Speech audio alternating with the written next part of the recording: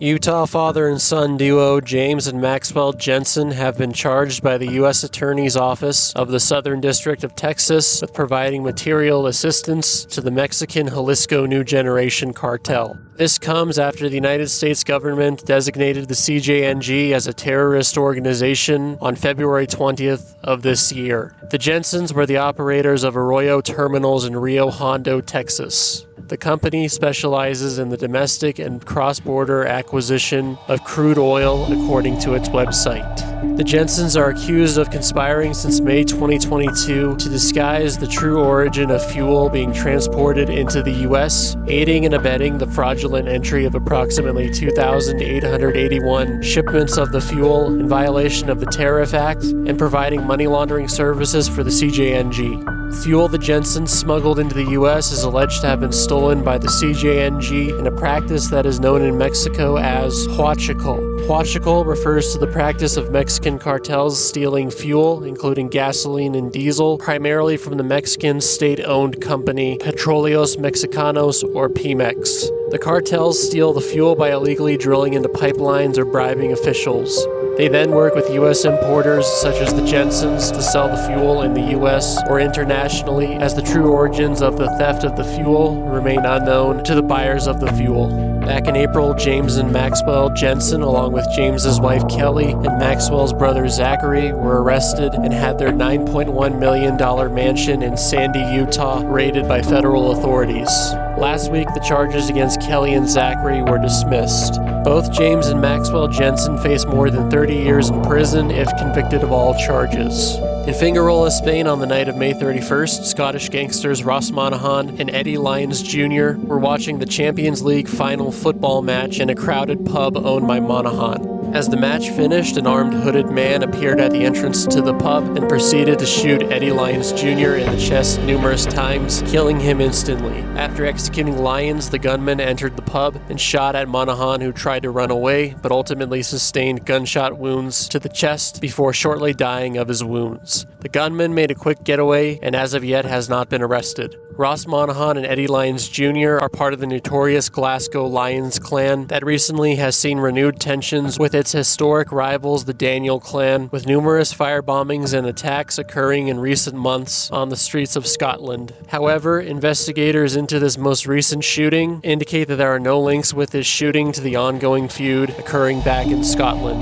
The shooting appears to have been carried out in regards to a debt owed by Ross Monahan to an English drug trafficking group based out of Spain. Monahan is said to have had a bounty of £250,000, or approximately $339,500, in recent weeks due to this debt.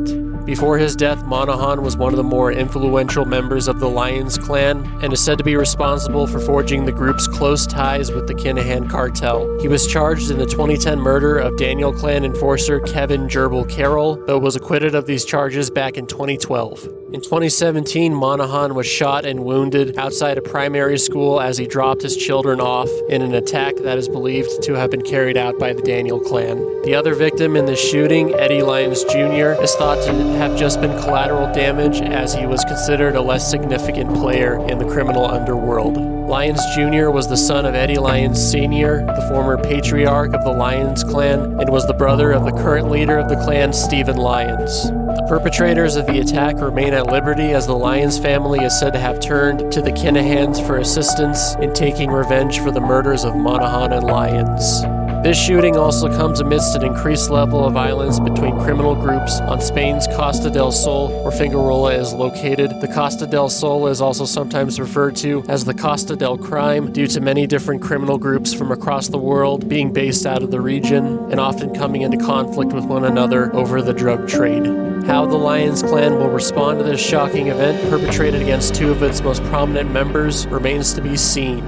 Allegations have been made by the deputy leader of Serbia's Party of Freedom and Justice, Marinika Tepic, that Serbian President Aleksandar Vučić and his brother Andrej are heavily involved in cocaine trafficking. Back in 2022, French police in Tahiti seized 423 kilograms of cocaine with Vučić's portrait on the packages, which is a common practice to identify the owner of a cocaine shipment. Tepic also claims she possesses documents going back more than 4 years ago that show encrypted communications on the Sky ECC app, which links both Vučić brothers to drug trafficker Filip Karač. Karač is currently imprisoned in France for drug and arms trafficking offenses. Karač is alleged to have used his influence to collect votes for Vučić's SNS party. Vučić is also alleged to have provided Karač protection while the latter was in Serbia, going to the point of providing Karač with police protection and armed guards. All the while, Karač was smuggling cocaine and heroin into Serbia uninterrupted. As well as the Vučić brothers, Tepić has accused former State Secretary of the Ministry of Interior Dijana Prokalović and Secretary General of the government Novak Nidić of being involved in drug trafficking. This is not the first time Aleksandar Vučić has been accused of links with organized crime. In the past, protection for Vučić at rallies has been supplied by criminal groups, most notably by notorious football hooligan leader and drug trafficker Veljko Belivuc, who is currently on trial for several brutal murders he committed as part of the war between the Montenegrin Kovač and Skaljari clans. It is doubtful any of these allegations will ever lead to any serious criminal charges. The Serbian government has a long history of collusion with organized crime. Former Serbian President Slobodan Milosevic worked with criminal groups to illegally smuggle goods into Serbia back when Serbia was being sanctioned by Western powers for the atrocities committed during the Yugoslav wars. But this case shows that these links between politics and organized crime in Serbia have not disappeared. On May 29th, Sean McGovern, said to be the right-hand man of powerful Irish drug lord Daniel Kinahan, was extradited back to Ireland from Dubai on charges that include murder and leading a criminal organization. This extradition comes after McGovern was arrested in Dubai back in October 2024, where he spent the next 7 months inviting extradition from an Emirati jail. McGovern is being charged with orchestrating the 2016 murder of Noel Duck Egg Kerwin, a close friend of legendary Irish mob boss Jerry the Monk Hutch. This murder came amidst the bloody Hutch-Kinahan feud, which saw 19 murders occur between 2015 and 2018 as the Kinahans sought to exterminate the Hutch gang, with innocent civilians being amongst the casualties. McGovern was wounded in the shooting that occurred at the Regency Hotel in Dublin back in February 2016 when members of the Hutch gang disguised as officers from the Irish National Police's Emergency Response Unit along with 2 others, including a woman in drag, ambushed the hotel as members of the Kinahan cartel, including Daniel Kinahan, attended a boxing weigh-in. Killed in the attack was Kinahan Cartel Lieutenant David Byrne, who is considered to be McGovern's best friend. After the Regency, McGovern is said to have taken an active role in selecting targets for murder, which included Noel Kerwin. After the murder of Kerwin in December 2016, McGovern fled to Dubai, where he remained until this past week. While in Dubai, McGovern's stature in the Kinahan organization rose as he became Daniel Kinahan's most trusted man, who acted as a buffer between Kinahan and other members of the cartel, as well as directly coordinating shipments of cocaine from South America into Europe on behalf of Kinahan. As well as being charged with the murder of Noel Kerwin, McGovern is being charged with the attempted murder of Hutch gang member James Michael Gately, who survived numerous attempts on his life at the height of the Hutch-Kinahan feud. Since being extradited this past week, McGovern has been incarcerated on remand in Ireland's high-security Portlaoise prison, where he is locked up for 23 hours a day with only an hour allowed for recreational time. McGovern's arrest by Irish police is said to be a great success, as it is viewed as a test case for ultimately bringing his boss Daniel Kinahan back to Ireland from Dubai to face criminal charges.